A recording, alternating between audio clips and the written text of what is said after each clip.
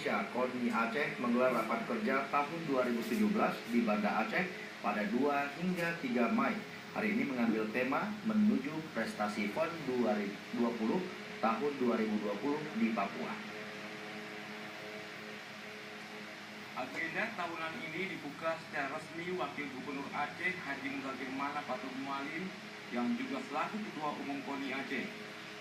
Rapat anggota Polisi Aceh ini untuk membahas persiapan Prapora 2017 dan Pora 2018 yang akan dilaksanakan di Kota Janto Aceh Besar, di samping membicarakan program yang telah disepakati.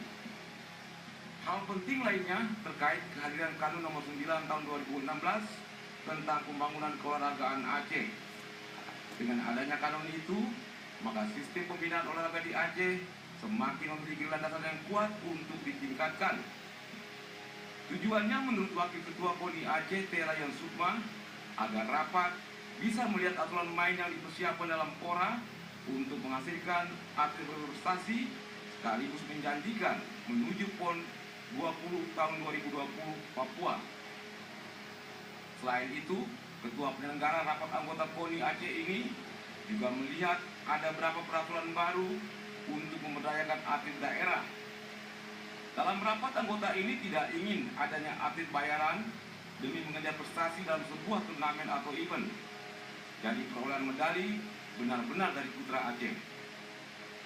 Kita ingin ke depan atlet-atlet Aceh itu benar-benar orang Aceh atau memiliki KTP Aceh dan memiliki KK Aceh.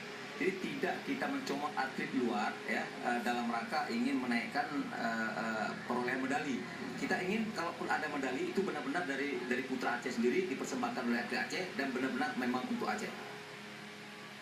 Rapat anggota KONI Aceh tahun 2017 kali ini diikuti 262 peserta terdiri dari KONI Aceh, kabupaten kota dan pengurus cabang olahraga.